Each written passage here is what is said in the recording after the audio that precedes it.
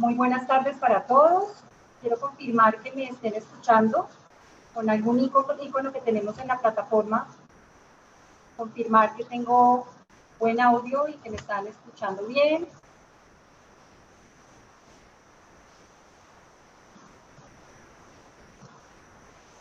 Gracias. Bueno, 5:03 de la tarde. Ya tenemos casi 60 personas conectadas.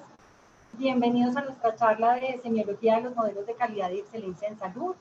Para los que no me conocen, soy Paula Arboleda, directora general de Colombia Excelente, y esta tarde me acompañan el doctor Ramón Abel Castaño Yepes, director científico del proyecto de unidades clínicas de alto desempeño, y el doctor Eric Pausano Guerra, que es el director técnico del proyecto también de unidades clínicas de alto desempeño, y esta tarde ellos serán los encargados de compartir su conocimiento con todos nosotros acerca de los aspectos más relevantes sobre la acreditación y la certificación en temas de calidad y excelencia para el sector de la salud y la relevancia del liderazgo médico en estos procesos.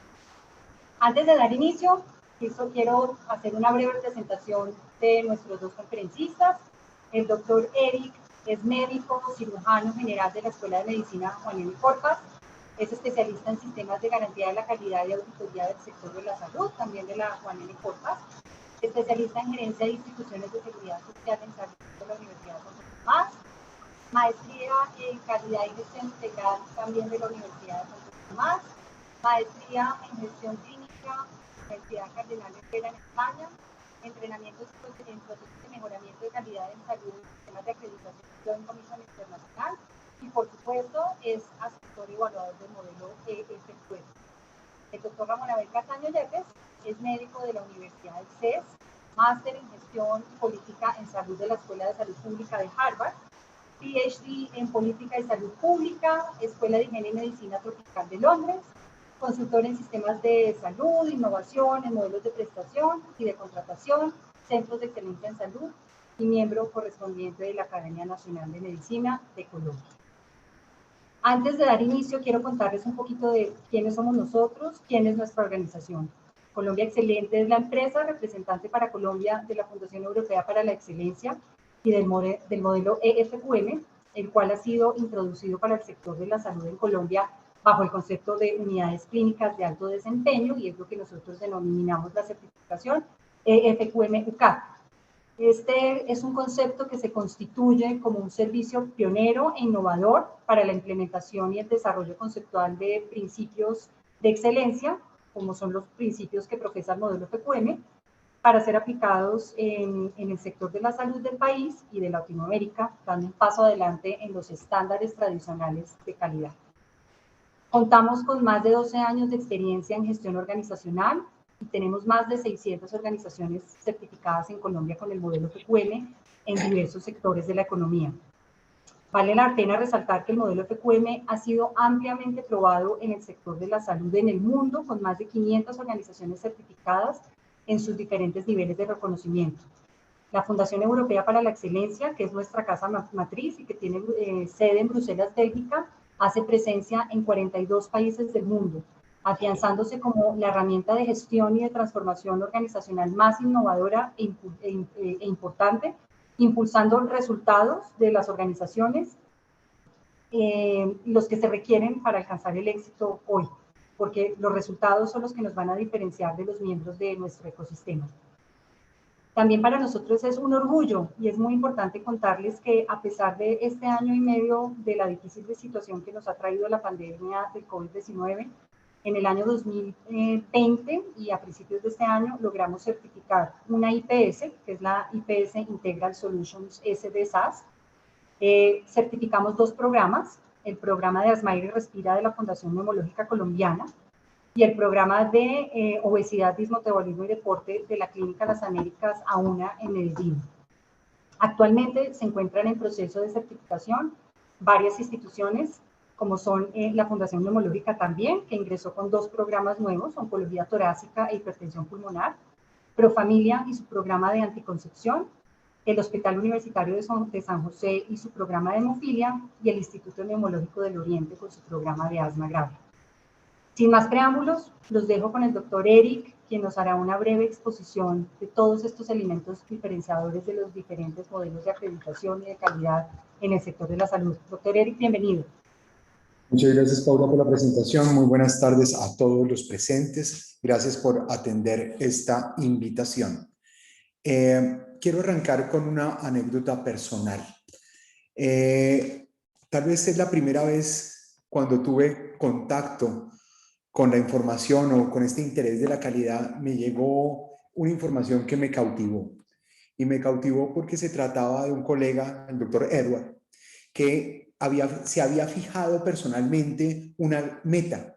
Y la meta era lograr disminuir los tiempos de recuperación de los pacientes a los que se les sometía a una reconstrucción de una hernia inguinal o crural.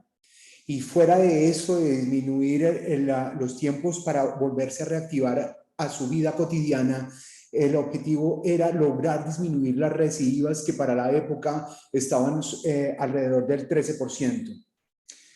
Y fue así que cuando se fija una meta, un líder clínico genera todo un cambio y propone hasta un cambio en su proceso quirúrgico y genera un modelo de cirugía diferente. Y resulta que ese modelo se vuelve tan exitoso que se convierte en un modelo empresarial. Ya cuando les mencione a ustedes el apellido, sabrán de qué se trata. El doctor Edward Schuldeis.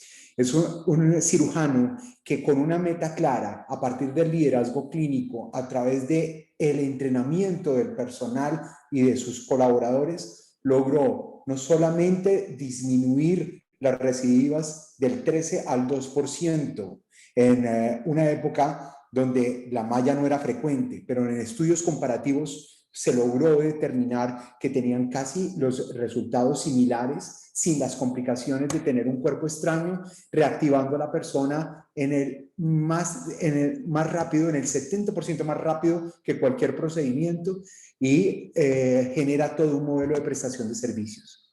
Cuando uno ve eso, entiende que debe haber alguna otra forma de prestar servicios de salud y me lancé a hacer la pregunta, ¿cómo desde una perspectiva clínica generar o tener a la mano un modelo innovador que me permita no solamente obtener mejores resultados clínicos sobre mis pacientes, sino innovar en mi trabajo y cumplir con mi responsabilidad social?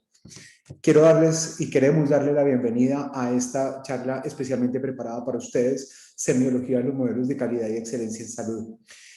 Una serie de reflexiones, pero desde la mirada asistencial, no siempre desde la mirada administrativa, sobre cómo aportan los diferentes grandes mecanismos y sistemas de calidad a los resultados clínicos y sobre todo a la gestión asistencial. Esta charla la he dividido en 4 grandes puntos. El primero lo he denominado, como acabo de explicar, todo desde el punto de vista médico, anatomía de los modelos de calidad y excelencia. Una segunda parte, fisiología de los modelos de calidad y excelencia. Un tercer momento, los signos y síntomas de modelo de calidad. Y finalmente, un plan de trabajo, un plan de tratamiento, una serie de ideas para llegar a casa.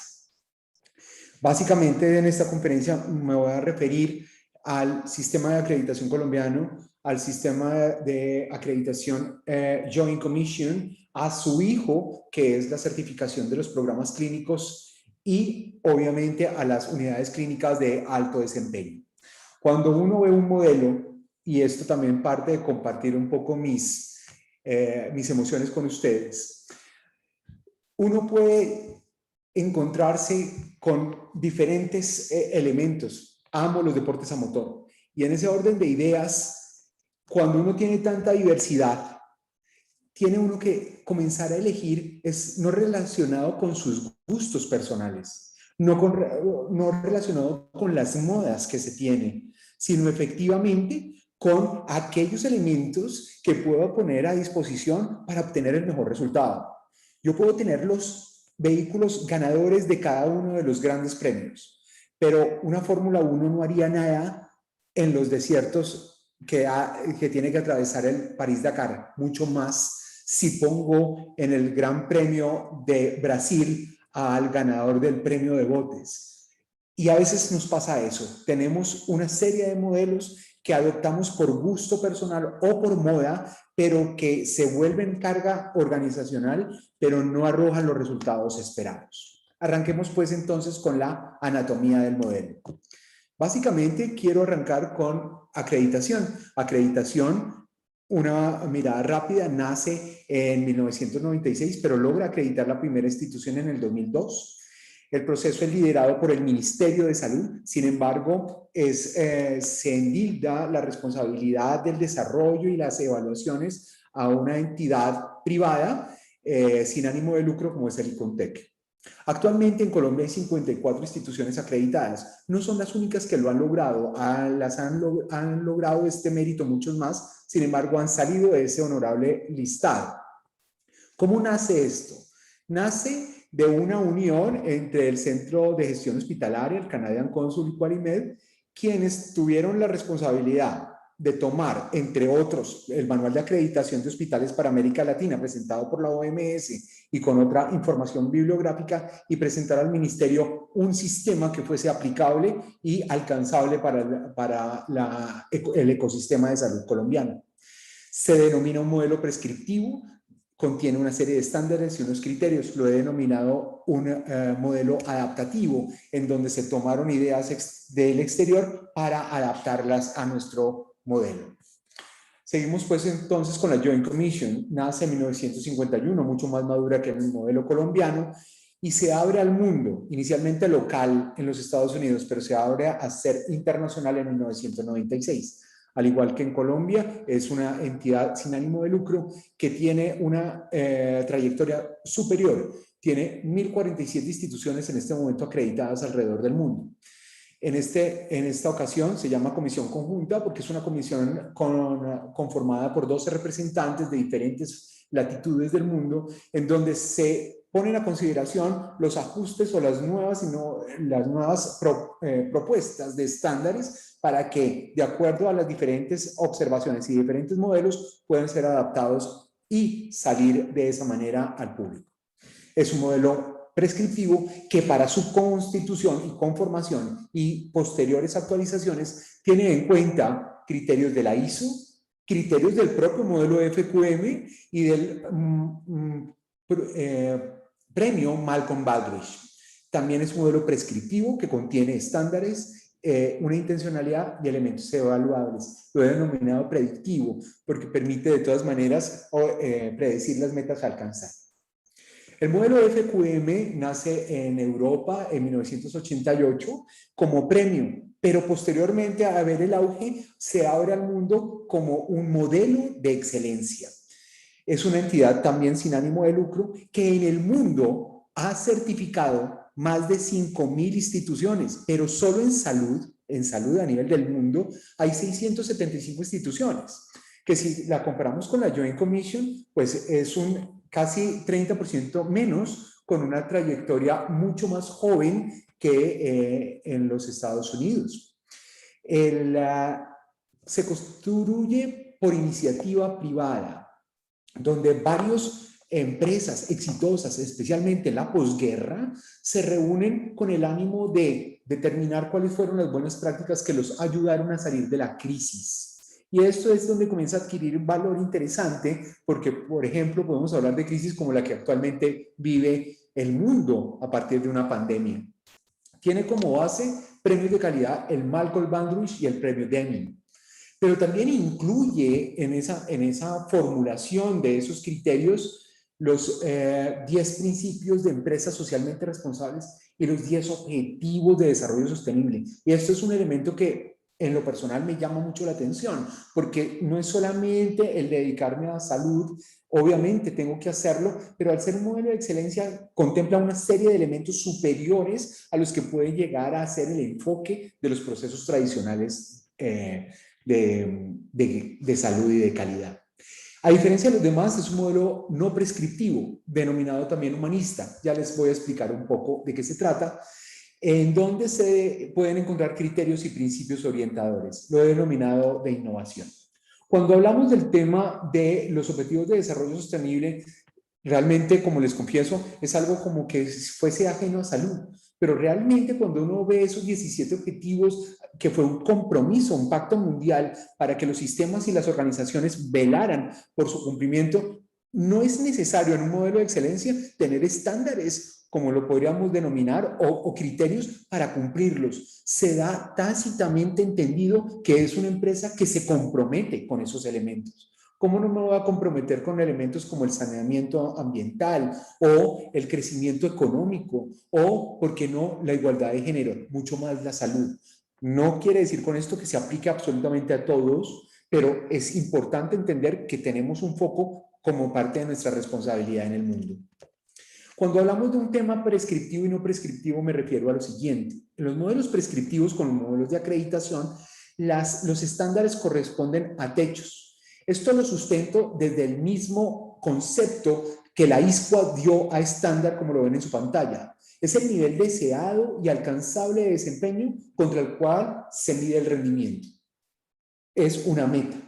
Y entonces, al fijarse la meta por el estándar, la innovación se da específicamente en las estrategias que me dan para cumplimiento de esa meta. Cuando estoy hablando de un modelo no prescriptivo, el cual hemos llamado metas Milo, recordando la propaganda de que la meta la pongo yo, el criterio se convierte en el piso a partir del cual se genera el crecimiento y la formulación de la meta. Por tal motivo pueden haber metas no inferiores, pero sí mucho más retadoras de lo esperable en la buena práctica, y la innovación se da en términos de ver estrategias no solamente para cumplirla, sino también para su formulación. Tal es así que el modelo no lo habla desde el punto de vista estándares, sino puntos de reflexión, en donde pone el piso en una práctica, en una organización sobresaliente, piensa en esto, a partir de esto, construya. Y esto es demostrable a través de esta gráfica, en donde uno ve la madurez que debe ir alcanzando los diferentes sistemas. No quiere decir con esto que yo tengo que certificarme para acreditarme y acreditarme para llegar a modelos de excelencia. Esta gráfica responde a una necesidad de madurar y poder entender cuál es el verdadero norte al cual queremos llegar en términos de salud. Es obvio que la acreditación es un elemento supremamente importante, pero cuando vemos al lado derecho de su gráfica que, por ejemplo, como lo veremos más adelante, aprendizaje es de segundo orden, ser referentes a nivel mundial, pues tiene una serie de consideraciones mucho más poderosas y fuertes que las que en este momento tienen los sistemas prescriptivos, independientemente de cuál estemos hablando. Entremos entonces a ver un poco la fisiología de los modelos que vamos a tratar. Los estándares del sistema de acreditación colombiano, como les mencioné, está basado en grupos y en manuales. Es decir, hay que elegir un manual de acuerdo a la condición de la institución. Hay manuales hospitalarios, ambulatorios, hay manuales para el laboratorio clínico, el recientemente lanzado para IPS de baja complejidad, y todavía hay una deuda presente con el manual para empresas administradoras de planes de beneficio. Alguna vez se sacó, se retiró y está el ministerio en este momento volviendo a trabajar en él.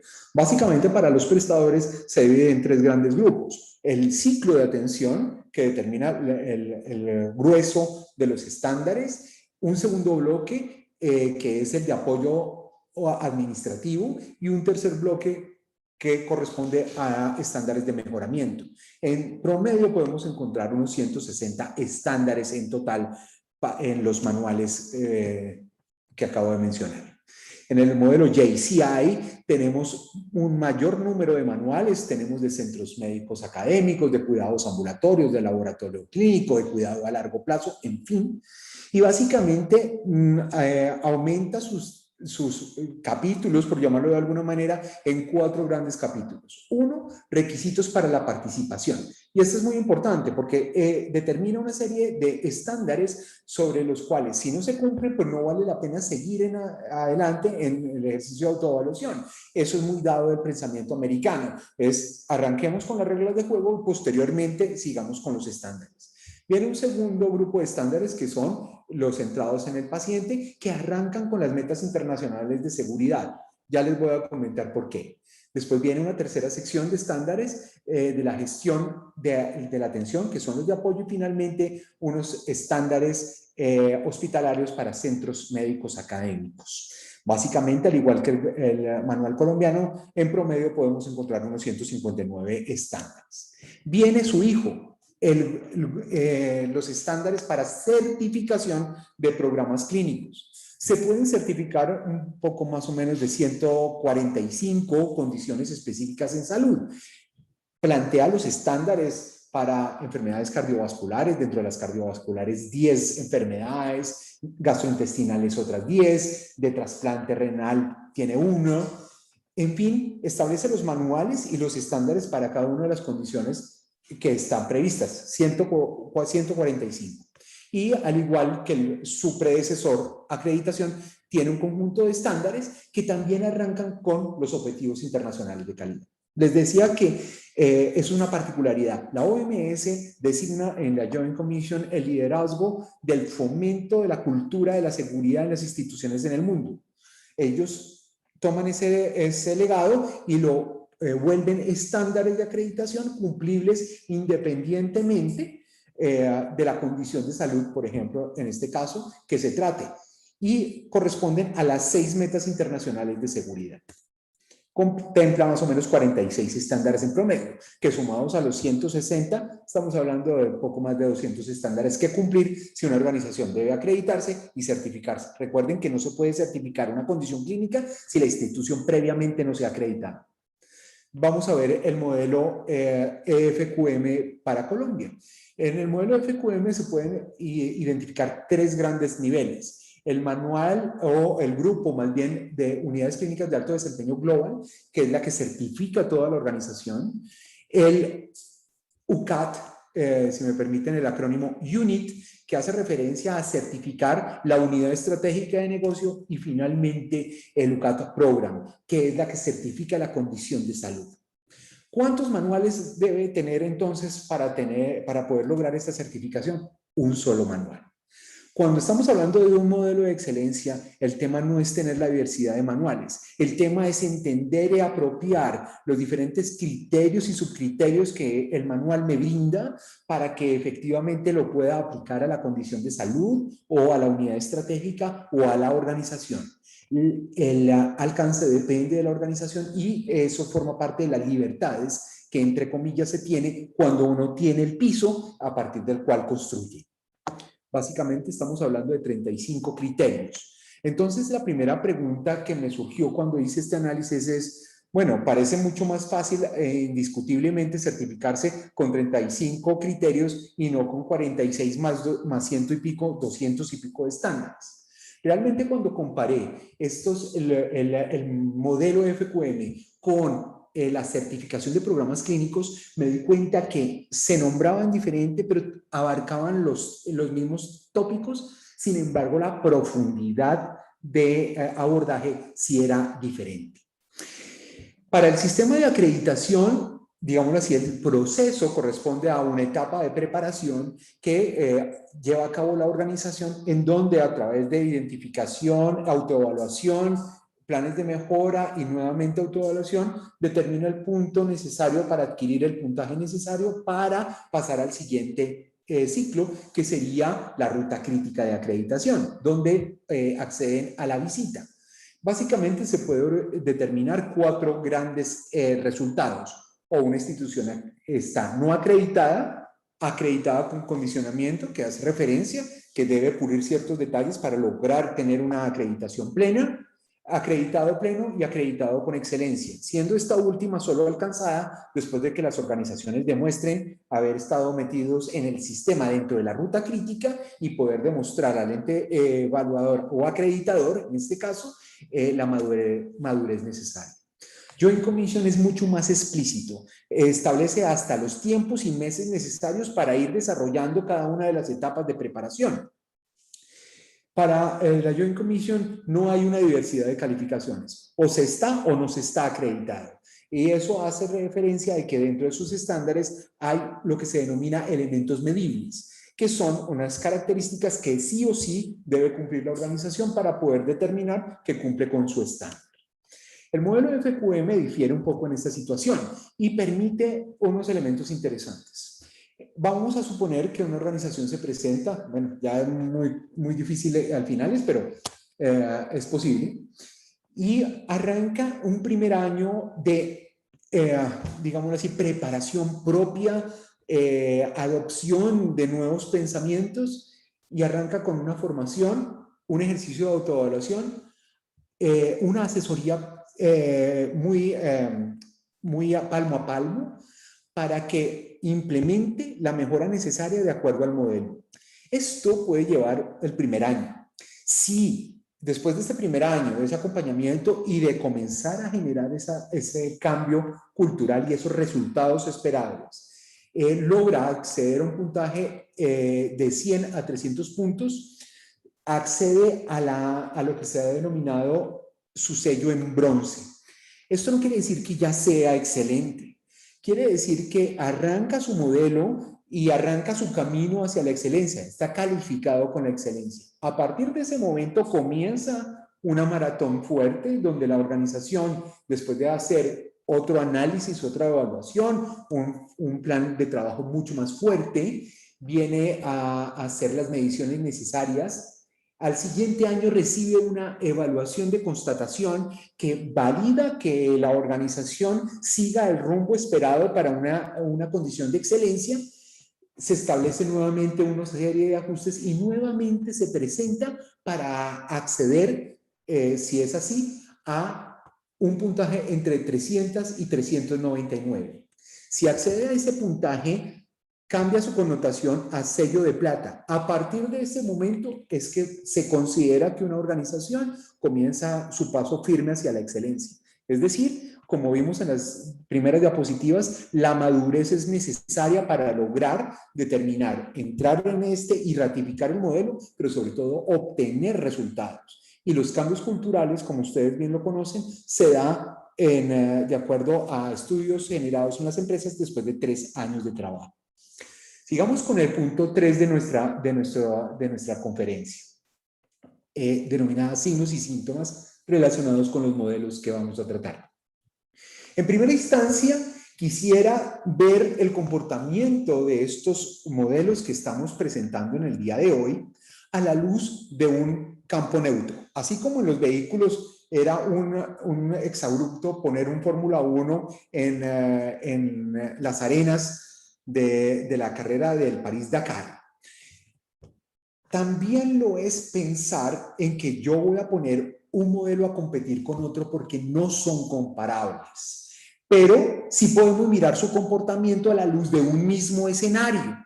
El escenario propuesto se llama inicialmente la triple meta. Y es importante recordar que la triple meta viene a Colombia, inclusive en uno de los foros de la OES fue presentado en el 2007, donde se nos presenta 3 grandes objetivos que deben cumplir los sistemas de salud en lo macro, en lo meso y en lo mínimo.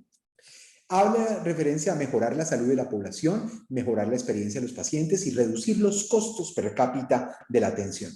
Sin embargo, en el 2012, Pedro Delgado llama la atención, después de bastantes análisis, es decir, se siguen trabajando estos 3 grandes objetivos como independientes. Es importante tener un amalgamador que una estas condiciones para que esto genere impacto. Pero solo es hasta el 2014 donde se encuentra ese pegamento necesario para poder dinamizar estas 3 metas anteriores y cambia su connotación a la cuatrimeta. Y es nada más ni nada menos que mejorar la experiencia de los profesionales de salud y de los procesos asistenciales. Y lo acabamos de vivir en la pandemia. Todos los procesos, todas las unidades de cuidados intensivos podrían montarse, pero sin recurso humano, sin las condiciones mentales de ese recurso humano y las competencias de ese recurso humano, no hubiera sido posible. De ahí la importancia, que ya venimos hablando desde el 2014, de mejorar esa experiencia. Vamos a ver cómo responden los diferentes modelos entonces a la cuatrimeta. Vamos a arrancar con los 2, mejorar la salud de la población y mejorar la experiencia de los profesionales. Para eso quise montar, digámoslo así, cuál sería su comportamiento básico a partir del modelo de gobierno clínico propuesto por Scali y Donaldson. en donde establecen 6 condiciones importantes para adelantar el proceso o la gestión clínica. Primero, evitar el riesgo. Básicamente, en evitar el riesgo lo que contenemos es una serie de entornos seguros y personal bien preparado. Miremos cómo responden los diferentes modelos a esto. Los modelos de acreditación efectivamente tienen una serie de estándares orientados al riesgo. Hay una compaginación, inclusive desde el punto de vista asistencial, se van mucho hacia el programa de seguridad del paciente a través de las metas, en el caso de la Joint Commission. Básicamente hay mucho énfasis en una metodología de identificación y gestión de riesgos. Sin embargo, el impacto no es tan fuerte o no están decididos estos modelos, aunque debería ser el alcance, a mirar el impacto logrado a través de los controles. En los programas de certificación de la JCI, efectivamente, también tiene sus estándares, digno hijo de su padre la acreditación. Sin embargo, no tiene énfasis en riesgos de la condición específica, de esas 142 o más enfermedades o condiciones de salud que ya se encuentran sustentadas en certificados. En la unidad clínica de alto desempeño hay un capítulo, o más bien un criterio específico para gestionar el funcionamiento y el riesgo. Cuando uno determina o mira esos subcriterios, los criterios llevan a que la organización, en los casos de una unidad clínica de alto desempeño, a través de su modelo de atención no solamente lo identifique, sino que los gestione y los monitoree permanentemente, porque son condicionantes de los resultados finales de salud. Por tal motivo, incluye los riesgos directamente en el modelo de prestación. Esto obviamente hace que no solamente tengamos controles, sino que se mida a través de los resultados en salud obtenidos la eficiencia y la eficacia de dichos controles. Si nos vamos al componente humano, de talento humano, los estándares de acreditación, al igual que el proceso de certificación, tiene una serie de estándares de abordaje de ese talento humano. De pronto con mayor diferenciación en la JCI, donde se encuentran estándares de talento humano orientados específicamente hacia los médicos y otro grupo orientado hacia las enfermeras. En la unidad clínica de alto desempeño hay un tema interesante. No solamente se encarga o tiene también una serie de criterios para contemplar la atracción o el desarrollo, incluso la retención del talento humano, sino que pone de manifiesto la necesidad de la rendición de cuentas, en especial al cuerpo médico, para no solamente generar o evaluar su resultado, sino como reconocimiento al liderazgo médico y a la innovación. Y el tema de rendición de cuentas no se trata de ir a efectivamente decir cumplí o no cumplí. Se trata de tomar esos resultados con base a, o más bien, unido al conocimiento y generar innovación. Siguiendo con el modelo de Scali y Donaldson, podemos hablar que ya entramos en 2 características que están contempladas dentro del gobierno clínico, que son los resultados o la calidad dadas por malos resultados o por métodos de calidad.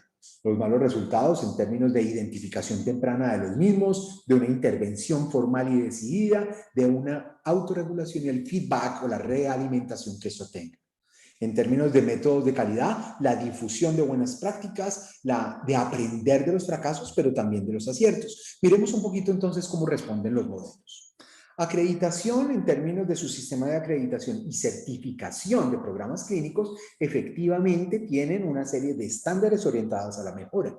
Incluso, como es bien conocido en el modelo colombiano, establece hasta el modelo de mejoramiento dado por 3 niveles de calidad.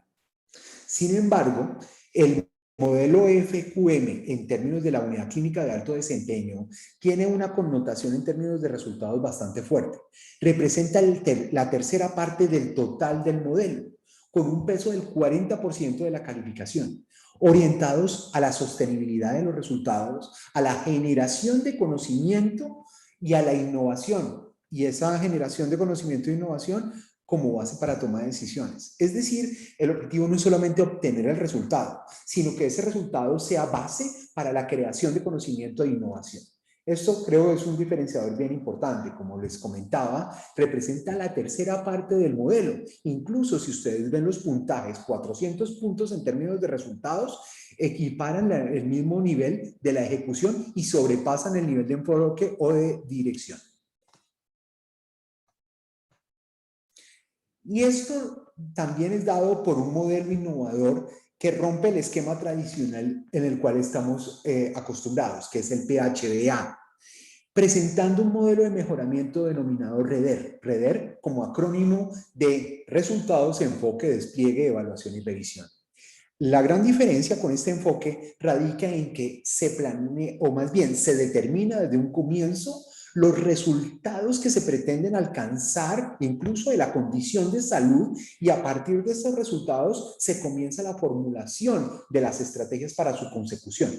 Mucho más allá de lo que se establece en el planear, que en el planear se fijan las metas. Acá son resultados orientados hacia, en el caso de la SUCAT, en los resultados clínicos sobre el paciente, para a partir de esto desarrollar los enfoques y comenzar el despliegue. Es decir, arranca de una condición necesaria para generar las estrategias pertinentes, a diferencia del modelo tradicional donde arranca con las estrategias para generar una acción a través de un plan.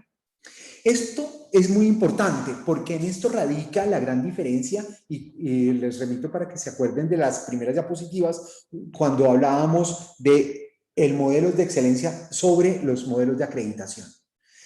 Generalmente los modelos de acreditación están relacionados con aprendizaje de primer orden. ¿Qué es esto?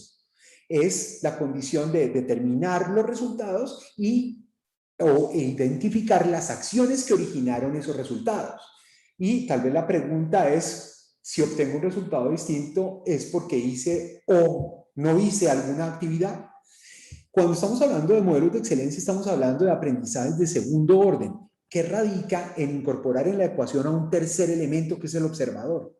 Y el observador en ese sentido puede ser o cambiar el paradigma del observador. Y entonces la pregunta no es qué debo hacer, sino qué pasaría si cambiamos tal elemento. Y es ahí donde comienza a generarse conocimiento, se traen experiencias y se genera innovación. Y ahí comienza a darse una gran diferencia con los modelos prescriptivos.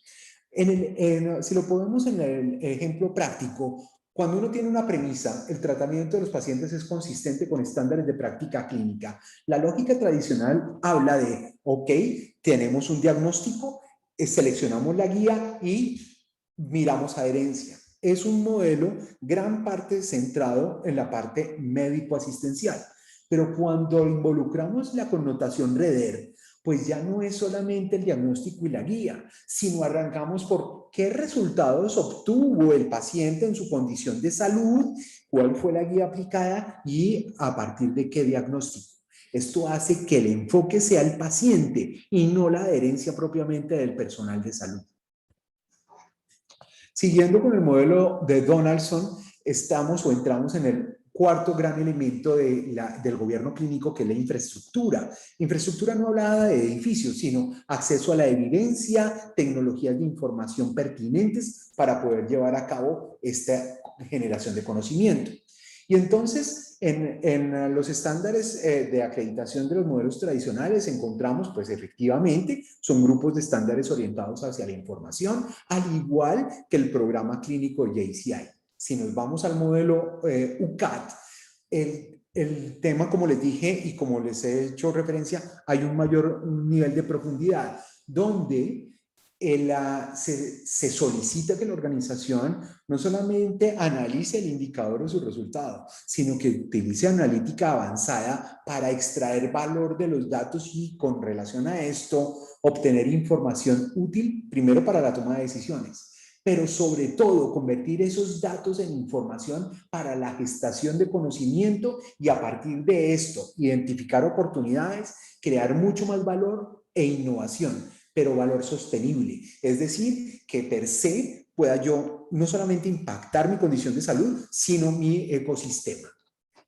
Y aquí hay una diferencia abismal en términos de la necesidad de sustentar la información. Cuando uno vemos los sistemas de acreditación como el nacional, uno ve que desde el enfoque en los primeros criterios de enfoque o dimensión de enfoque, más bien, solicita la documentación o el soporte del enfoque está documentado.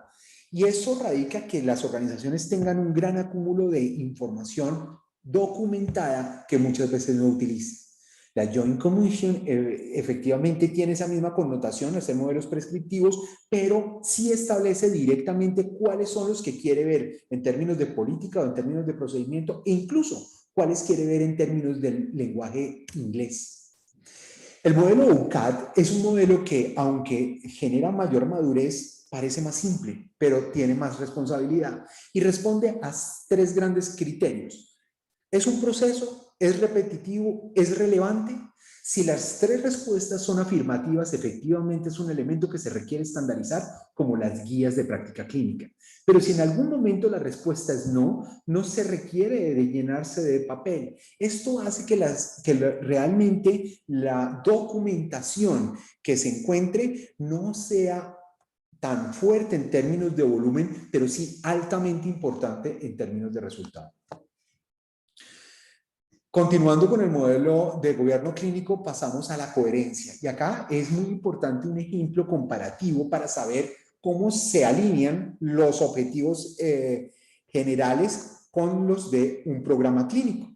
Y quiero comentar o compartir con ustedes un estándar cualquiera del modelo de certificación JCI.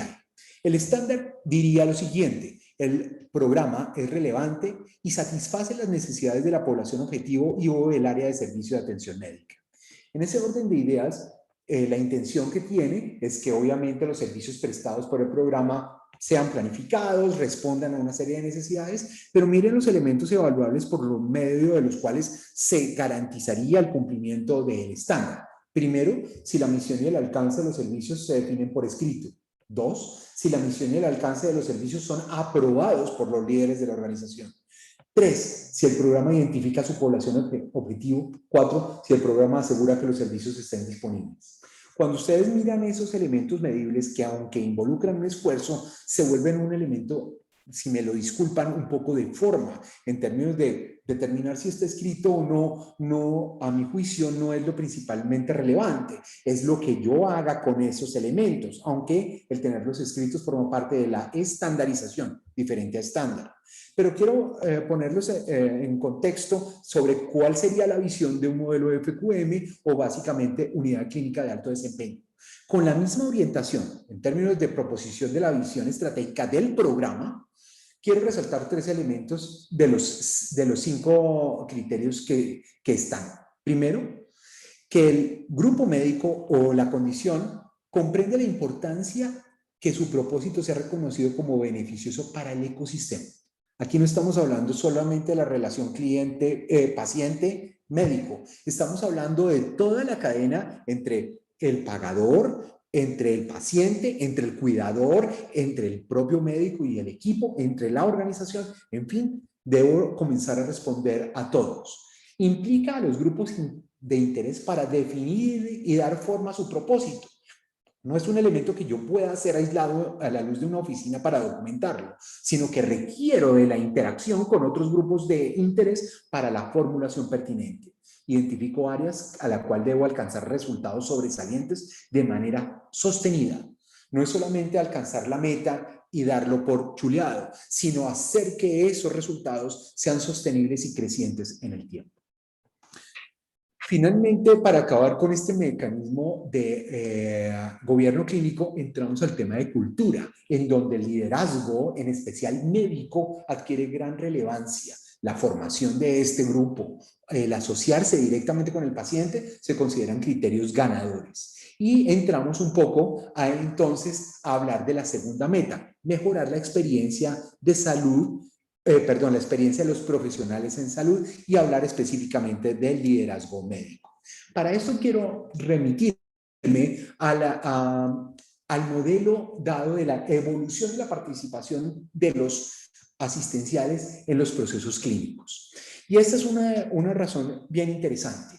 Cuando nosotros venimos de una jerarquía tradicional, donde el modelo se basa en jefaturas, querer o pretender hacer el salto cuántico a un modelo de excelencia o, por qué no, de acreditación, vamos a encontrar brechas muy grandes entre la estructura y la forma de pensamiento médico y los resultados que se esperan, sobre todo de los modelos de excelencia. Es claro que para lograr un modelo de excelencia debemos ir migrando a un modelo de gobierno clínico, donde exista el liderazgo per se de ese cuerpo asistencial, en este caso, para monitorear y manejar una condición de salud específica. Esa madurez no solamente se refiere al modelo, se refiere al desarrollo del liderazgo clínico en las organizaciones, en donde entre más se aleja del punto cero, los profesionales asistenciales adquieren mayor autocontrol y son grupos autodirigidos. Y esto da respuesta a una pregunta muy frecuente: ¿por qué los médicos no se involucran fuertemente en los procesos de acreditación? La respuesta es sencilla: porque los modelos están montados para responder a los procesos y no tienen en cuenta formalmente el liderazgo médico. Si ustedes observan en la parte superior, el nivel no de participación, porque los médicos obviamente pueden participar en cualquier parte del modelo, pero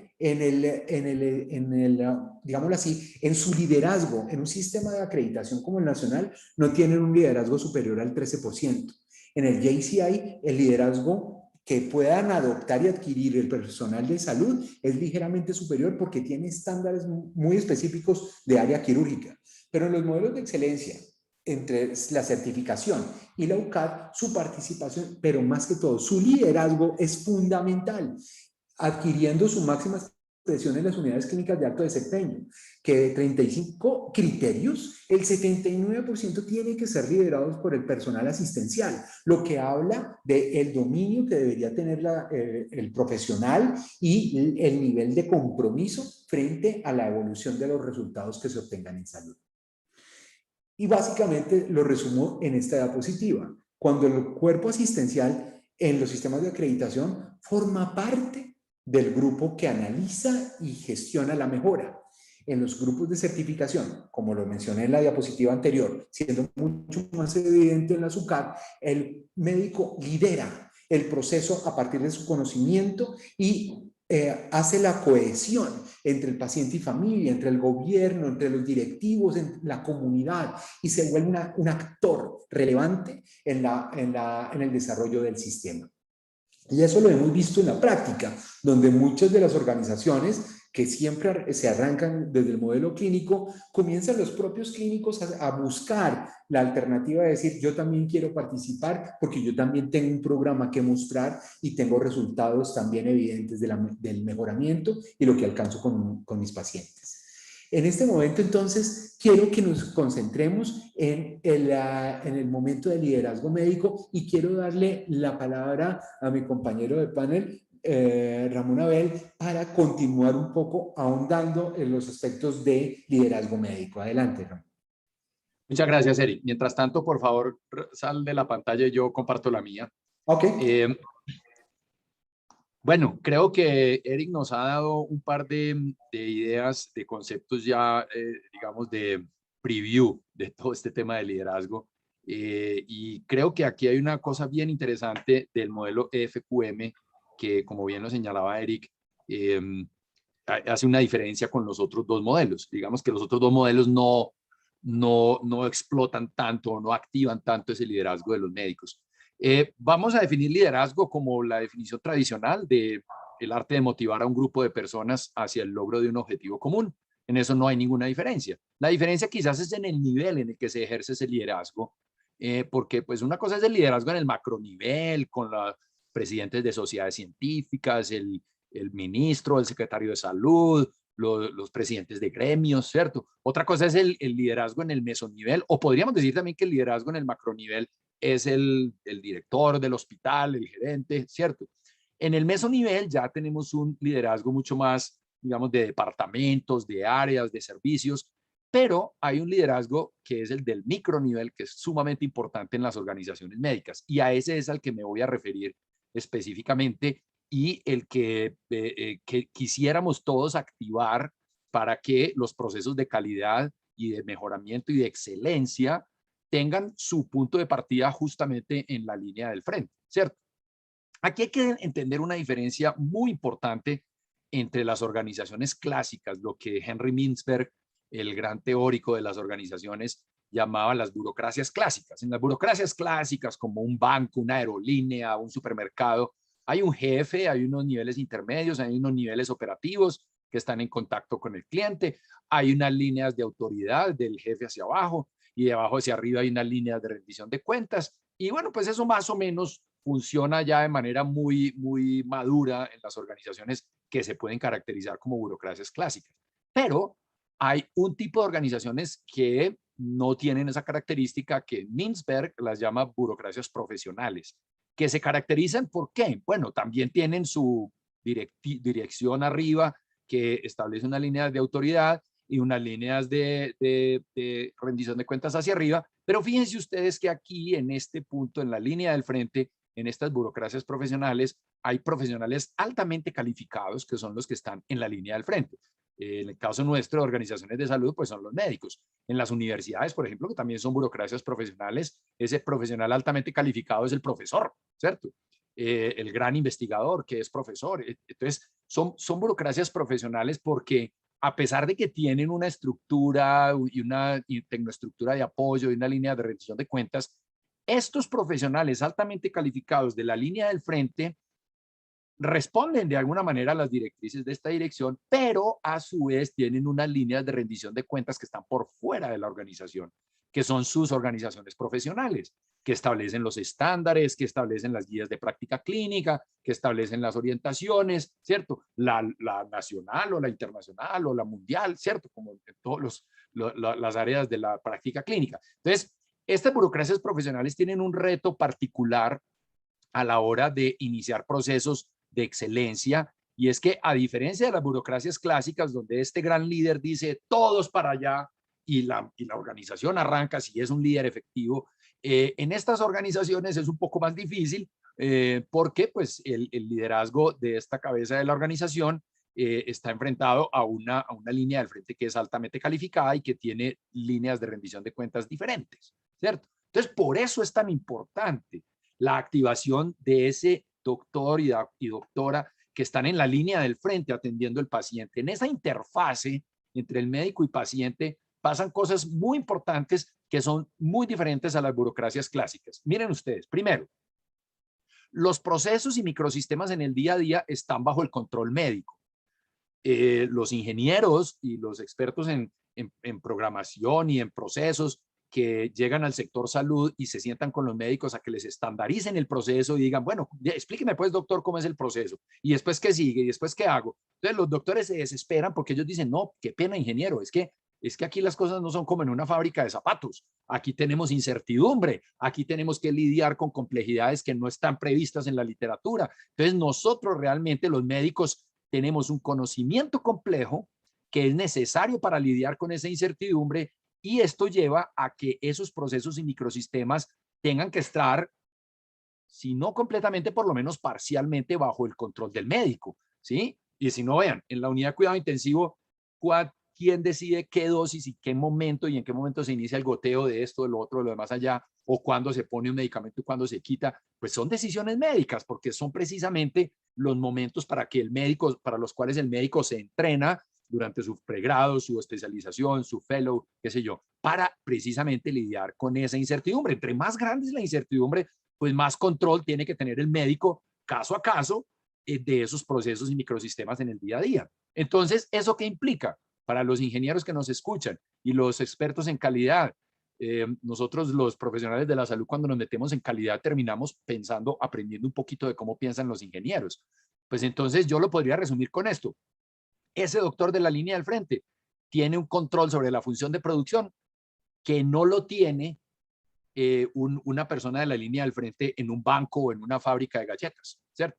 La línea de producción, la función de producción, la controla el ingeniero en su departamento de planeación y de organización y métodos, como se llamaba antes. Ese ingeniero planea un proceso y el de la línea del frente va y lo ejecuta. En las organizaciones de salud no. O sea que tenemos, debido a este problema de incertidumbre y conocimiento complejo, el médico tiene un margen de maniobra sobre esa función de producción, que va a ser mayor entre mayor sea la incertidumbre, y probablemente si es una decisión clínica que es totalmente estandarizable, porque hay mucha evidencia y ya sabemos cómo hacerla sin lugar a equivocarnos, pues en ese caso probablemente sí va a estar estandarizado. Pero la gran mayoría de las decisiones clínicas, desafortunadamente para los ingenieros, no tienen ese grado de estandarizabilidad. Entonces, ese médico, repito, tiene una discrecionalidad muy importante sobre la función de producción en la línea del frente y en el día a día de su ejercicio clínico. Si a eso le sumamos que esos médicos, y hablo de los médicos, repito, porque son los que toman las decisiones que determinan el tratamiento, el diagnóstico, las conductas clínicas, ¿sí? Las profesiones de apoyo contribuyen al desarrollo de todo ese proceso, y claramente el resultado tiene que ser el resultado de un equipo, no va a estar, no es solamente porque el médico es el Dios y eso todo, no. Por supuesto que necesitamos un equipo interdisciplinario, unas profesiones de apoyo, pero las decisiones críticas, que son las de diagnóstico y tratamiento, sobre todo cuando hay mucha incertidumbre, le dan a ese doctor una influencia muy importante sobre su microentorno clínico. No solo por lo que hace, sino por lo que dice, por sus actitudes. Yo recuerdo cuando yo era médico de urgencias en el hospital de Niquía, en Bello, en las noches, pues uno era el jefe del hospital, y si había una emergencia o si había alguna decisión crítica para tomar, pues lo miraban a uno, todo el mundo lo miraba a uno, a ver uno qué hacía, ¿cierto? Entonces, en esa, digamos, en esa estructura organizacional de las instituciones de salud, el médico tiene una influencia muy fuerte en su microentorno clínico, y eso hace entonces que ese médico tenga una posibilidad muy grande de liderar ese equipo de trabajo en el microentorno. Por eso les hablo del liderazgo en el micronivel. El del meso y el del macro, pues es el que normalmente hablábamos cuando hablamos de liderazgo, pero es muy importante aquí en este punto llamar la atención sobre la importancia de activar ese liderazgo médico de ese microentorno, con ese líder del equipo de trabajo que además tiene un control sobre la función de producción. Entonces, miren ustedes, si uno activa ese liderazgo de los médicos, tiene dos motores poderosísimos que convierten a ese médico en un motor de transformación organizacional. Y eso, como ya lo decía Eric, lo hemos podido verificar. Esto, digamos, era el planteamiento teórico basado en experiencias, en otros autores, en pensadores que han trabajado mucho este tema de liderazgo médico, sobre todo Richard Bomer es un gran autor en este sentido. Pues pensamos que este enfoque de la unidad clínica de alto desempeño iba a tener una característica muy interesante, y es que activaba ese liderazgo médico. Hoy en día ya podemos decir que es un hecho. Los doctores de bata blanca, como les decimos cariñosamente, los que están al frente con los pacientes, se pegan una entusiasmo tan grande que terminan siendo un motor de transformación organizacional. Y una cosa muy curiosa que encontramos es que, como los médicos clínicos puros tienden a ser muy competitivos en términos de mostrar sus ejecutorias y el nivel de calidad de su actividad profesional, entonces cuando una unidad clínica de alto desempeño se certifica en un área específica, inmediatamente los otros líderes de las diferentes áreas quieren tener también la certificación.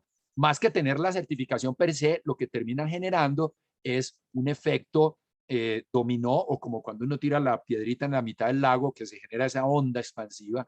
Esa onda expansiva es la que termina generando esa transformación organizacional de abajo hacia arriba, no del enfoque de arriba hacia abajo, que es el tradicional de los modelos de acreditación y de Joint Commission, donde la dirección o la junta directiva toman la decisión de ir hacia la acreditación, que sin duda es un esfuerzo muy importante, trascendental, cambia las organizaciones para siempre, pero es una vía de arriba hacia abajo que tiene ventajas y desventajas, y esta es interesante, es una vía de abajo hacia arriba que por su parte pues también tiene ventajas y desventajas. Adelante, Eric. Gracias, volvemos entonces.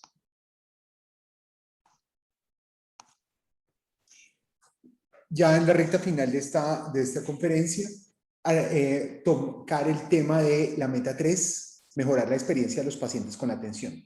¿Cómo responden los diferentes modelos entonces a esta premisa que forma parte de la 4 y media? En relación con la experiencia de los pacientes, tanto los sistemas de acreditación como el proceso de certificación de JCI están constituidos por estándares que indagan específicamente por la satisfacción de cada uno de los componentes del modelo de atención e incluso de otros procesos. En el modelo de UCAT, como vimos y volveremos a ver ahorita, el 50% de la tercera parte tiene que ver con el tema de satisfacción, pero sobre todo de percepción de los diferentes grupos de interés, porque aquí no solamente se está tocando específicamente esa relación directamente con pacientes e incluso con proveedores. Aquí el alcance del modelo de excelencia va a pacientes, a clientes, a médicos, a administrativos, a inversores, a reguladores, en fin, a todos los componentes a los cuales tenga alcance el modelo clínico que se pretende certificar. Y como vimos nosotros, debe existir una estrecha relación entre las estrategias diseñadas y las respuestas obtenidas, que es una relación causa-efecto que siempre se analiza en el modelo. Esto pues refuerza lo que acabo de mencionar. Si ustedes ven en la tercera parte del modelo de excelencia, el 50% hace referencia a la percepción de los grupos de interés y el otro 50% al rendimiento estratégico y operativo. Hablando de la cuarta meta, disminuir el costo per cápita, que es un elemento bastante importante e interesante de los diferentes modelos. Si vamos a los modelos de acreditación, efectivamente existen una serie de estándares que interrogan sobre cómo la organización asigna, gestiona, le hace seguimiento y cómo controla sus recursos. En el programa clínico de JCI no contempla directamente condiciones económicas ni de costos. En el modelo EFQM, el criterio 7, que habla directamente de rendimiento estratégico y operativo, efectivamente indaga sobre resultados económicos y financieros. Es decir, pone a trabajar a los asistenciales en interesarse en elementos económicos para cumplir con las metas del modelo de interés. Recordemos que muchas veces los médicos se nos habla de la fórmula como un cheque en blanco, donde tenemos la potestad de formular, pero también tenemos la potestad de hacer control relacionado con la evidencia científica. Esa autorregulación que pretende el sistema, el modelo lo pone de manifiesto y lo pone como un requerimiento. Esto hace que pueda yo resumir estos aspectos en esta diapositiva, en donde es indudable que todos los sistemas están orientados a mejorar los costos de no calidad. Difícil de medir, pero todos están orientados a generar ese tipo de valor. En el sistema de acreditación, la diferenciación, el tener acreditación, me sirve algo para controlar los costos, pero no ha sido un argumento fuerte para el tema de generar ingresos en términos de contratación. JCI, a diferencia del modelo colombiano, sí tiene esa expectativa porque muchos de los aseguradores internacionales colocan como requisito de entrada tipo habilitatorio el estar certificado por JCI para ese tipo de, para la exportación de servicios. Lo mismo con el programa clínico de JCI. Sin embargo, el programa clínico de JCI específicamente no tiene alcance inherente a los procesos financieros, ya sea de ingresos o de egresos y costos. Pero la unidad clínica de alto desempeño, como ustedes lo vieron en la diapositiva previa, efectivamente se indaga sobre una condición de rendimiento y pone a los asistenciales, a los médicos, a no solamente ser conscientes de que eso es una situación, sino que es una necesidad que se debe abordar en compañía del modelo de atención, porque si no, no sería sostenible. Tal es así que favorecería algo que no está favoreciendo por ahora los demás modelos, que es que del liderazgo asistencial generen propuestas, como por ejemplo los PGPs. Algo muy discutido, ya que gran parte de la información corresponde a las administradoras de planes de beneficio, pero cuando es el cuerpo asistencial, los líderes del programa, quien tienen información sobre los resultados, sobre su relación con los riesgos, sobre su relación con el impacto en salud, comienzan a generar una data interesante que puede generar paquetes de atención de servicio desde el origen asistencial. Plan de tratamiento o lecciones para llevar a casa. La primera de ellas es los procesos prescriptivos, como lo vemos, al tener una serie de estándares que dan o fungen como metas, puede llegar a pasar algo que es que la diferenciación no se dé.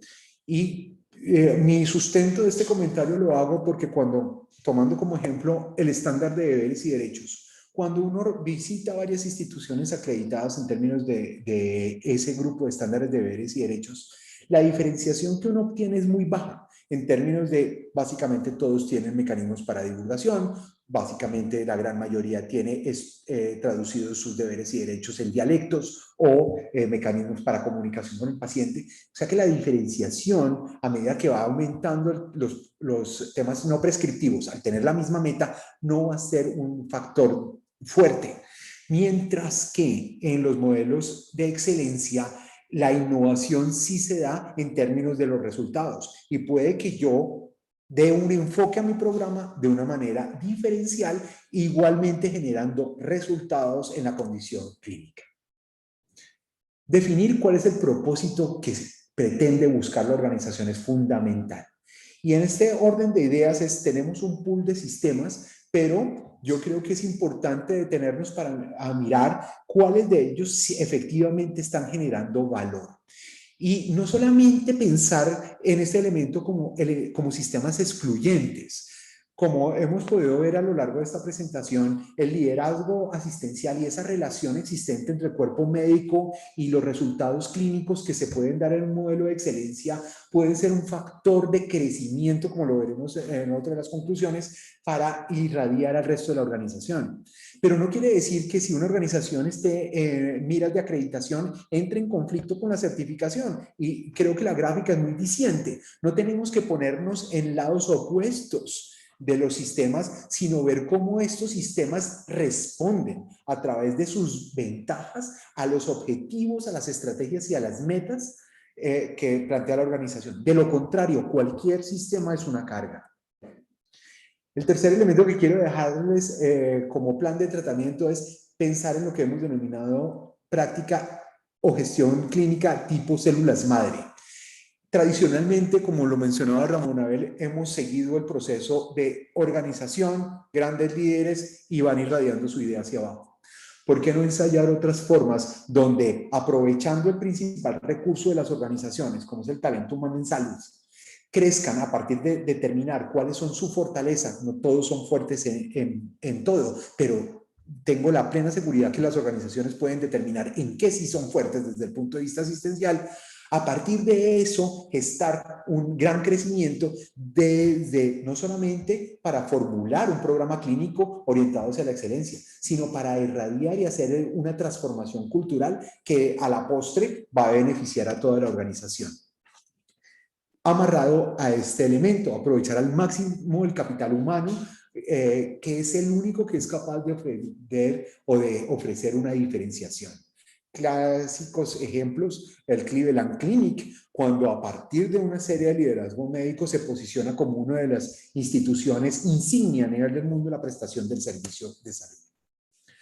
Iniciar enfoques diferenciales para la mejora, tener en cuenta siempre el resultado en la mente, no es solamente sentarse a planear. Muchas de las organizaciones generan mucha planeación, pero cuando ni siquiera llegan en términos de cierre de ciclo a generar resultados. Pero cuando la base es el resultado, cuando a partir del resultado es que yo genero toda la estrategia dinámica para la organización, las cosas cambian. Y entonces adoptamos una serie de vocablos que en el cuerpo médico asistencial a veces nos cuesta adoptar, como por ejemplo hablar de costos y rentabilidad. Esas no son malas palabras, son inherentes a los modelos de prestación de servicios si tenemos que pensar en servicios sostenibles. La rendición de cuentas es fundamental para que no solamente se nos evalúe, porque no se trata de la evaluación, es la gestación del conocimiento y la innovación a partir de esa rendición de cuentas, que sería el último elemento. La innovación y la investigación forman parte de la sostenibilidad y el aporte social en una empresa orientada hacia la excelencia. Creo que es más que evidente una frase de Albert Einstein: si buscas resultados distintos, no hagas siempre lo mismo. Creo que en eso marca la diferencia. Mil gracias, los dejo con la doctora Paula. Doctor Eric, doctor Ramón Abel, muchas gracias. Muy interesante toda esta información que nos acaban de transmitir. Sé que tenemos preguntas en el público. Por ejemplo, la doctora Carmelene Gómez había levantado la mano hace un momentico. Doctora, si quiere puede abrir su micrófono o enviarme la pregunta por el chat. Y si alguien más tiene preguntas, por favor levantar la mano.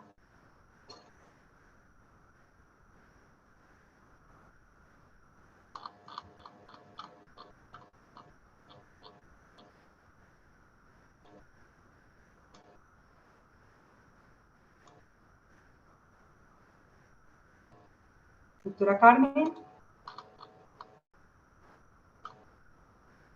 El doctor Giovanni Rodríguez.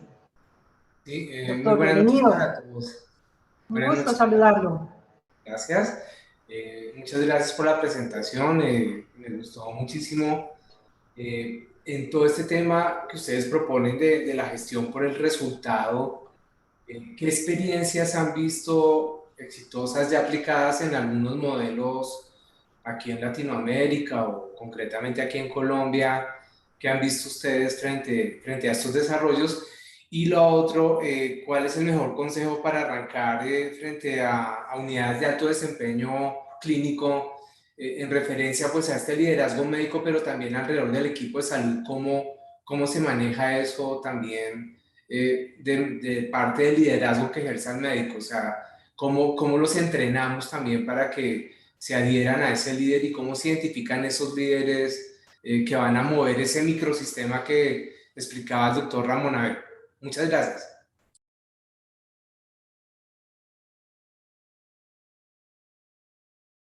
No sé si, doctora Paula, quieras de pronto tocar la experiencia que tuvimos en la SMAIRE.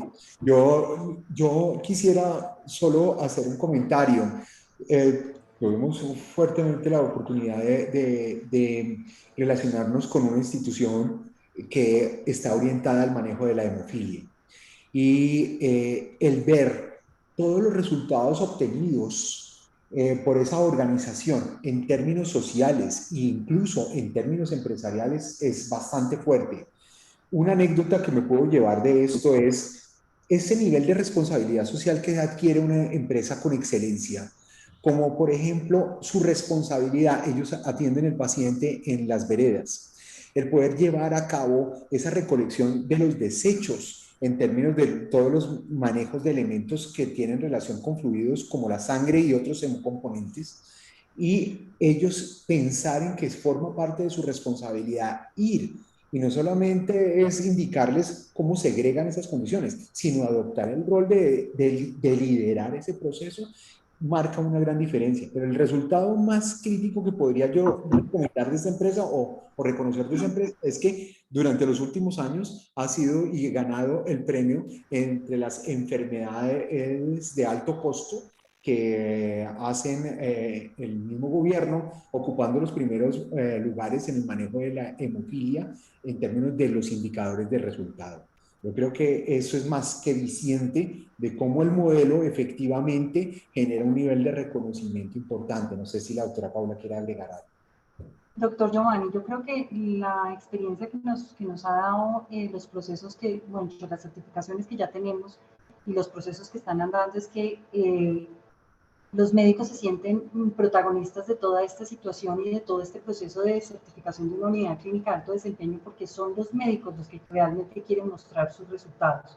Desde el día 1 que hacemos una sensibilización y empezamos a involucrar a todo el equipo, tanto clínico como al equipo administrativo como el asistencial, se muestra que hay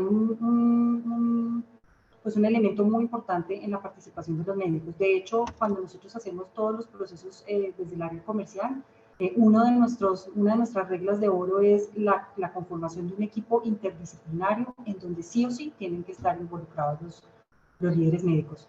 Aquí en el público tenemos a varios de nuestros asesores y también tenemos a varias personas que han sido miembros de los equipos de excelencia de UCAP que ya están certificadas. Y definitivamente el protagonismo de los líderes, de los de bata blanca, los que están allá en la línea del frente, es absolutamente total. O sea, uno no se puede certificar en una unidad clínica de alto desempeño con el modelo PQM si no están los líderes clínicos involucrados.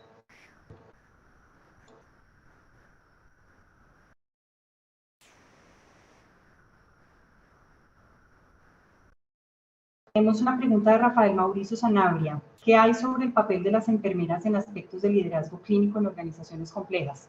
Doctor Eric. Muy buena pregunta. Tal vez el diálogo o el speech es excluyente, pero realmente no lo es. Cuando estamos hablando directamente de la condición médica, estamos hablando de un grupo multidisciplinario que está en función de obtener los resultados. Y ni siquiera extendería esa aclaración no solamente a los médicos y a las enfermeras, sino a todo el equipo de salud necesario y pertinente para lograr los resultados clínicos que se pretende a partir del programa. Es tan importante y tan relevante un químico farmacéutico, un terapeuta respiratorio para el manejo de una enfermedad como el asma, como el aporte que puede hacer el neumólogo. Cada uno se reconoce como un líder en su proceso y genera valor. Esa es la importancia, considerar el equipo multidisciplinario necesario para no solamente obtener los resultados, sino mantener controladas las comorbilidades dentro del modelo. Entonces, es muy buena y agradezco la pregunta porque nos permite ampliar el tema. Aunque hablamos por concepto de liderazgo médico, yo creo que debemos cambiar esa connotación a liderazgo asistencial. Gracias, doctor Eric. Jorge Valencia pregunta que cuál es la principal razón para que no se generen suficientes unidades especializadas de alto desempeño clínico. Jorge, quisiera que me aclararas un poco la pregunta, si te refieres a la certificación de unidades clínicas de alto desempeño con el modelo FQM o estás hablando en general. Evelyn Zuluaga nos dice que es una gran motivación para desarrollar estrategias en los servicios de acuerdo a la experiencia clínica. Gracias, Evelyn, por tu comentario. Jorge Valencia pregunta que cuáles son las barreras relevantes en el inicio de estos procesos. Yo creo, Jorge, y el doctor Eric me corrige, que es muy importante, previo a estos procesos, especialmente con el modelo FQM, tener motivado al equipo. Y en relación con la filosofía que nuestro modelo profesa, para nosotros es importantísimo que el equipo que lidere todos estos procesos sea un equipo interdisciplinario, es decir, el modelo FQM no va a tener éxito en su implementación si solamente está en cabeza de una persona o de unos pocos.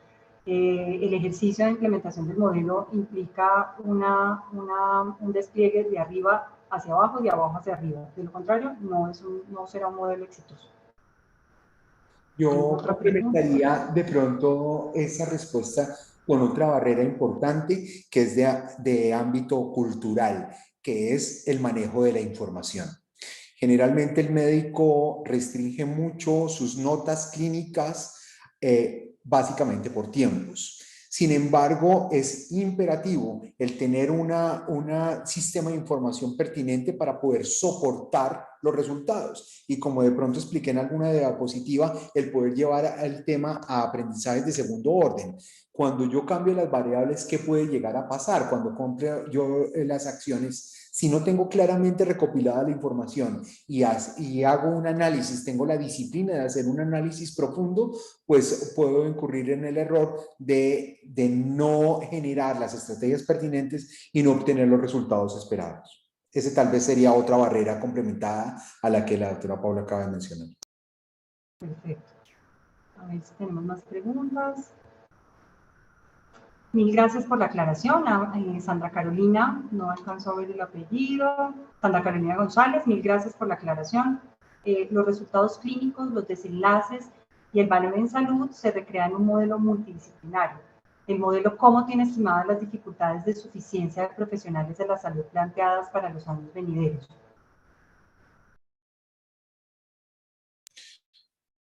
Ese es también, y agradezco la pregunta, tenemos que tener como base que el modelo va a aportar, pero no va a generar las soluciones del sistema de salud y las grandes debilidades que tenemos en este momento. Pero sí genera un aporte importante para ello. Es indudable que el modelo no evalúa, como vimos en la diapositiva, elementos que se dan por condiciones habilitatorias. Se da que el número de personal debe ser el que por ley está establecido. En aquellos elementos, como ahora la 3100, no establece formalmente un número de personas Pues en el programa lo importante es determinar cuál va a ser su rol, su ejercicio y su alcance en el desarrollo del modelo. Pero realmente el que el modelo tenga un alcance, esperaríamos nosotros que con la conformación de muchos modelos se generaran pautas para establecer los mínimos y ayudar hacia el sistema en lo macro a generar recomendaciones. Y creo que tal vez ese es uno de los futuros que se tenga a partir de la certificación de modelos. Cuando yo adquiero esa experiencia, puedo generar los resultados y, ¿por qué no?, poder definir cuál es el personal idóneo y pertinente para aportar valor en la atención de una condición de salud. Bueno, doctor Eric, muchas gracias. Ya estamos llegando al final de nuestra sesión. Gracias a todos por acompañarnos el día de hoy. Un profundo agradecimiento a la OES y a la Fundación Santa Fe de Bogotá, quienes nos apoyaron en el desarrollo de esta experiencia, de esta sesión. Esperamos verlos nuevamente en otros encuentros. Si desean más información, los invito a visitar nuestra página web, que es www.colombiaexcelente.org, o buscarnos en nuestras redes sociales, nos encuentran como Colombia Excelente. O si tienen alguna duda, si se quedó alguna pregunta sin contestar, nos pueden enviar sus preguntas al correo electrónico fundacion@colombiaexcelente.org. Muchísimas gracias a todos, doctor Eric, doctor Ramón. Muchas gracias al equipo de OES, un fuerte abrazo. Laurita, gracias. Andrés, Cami.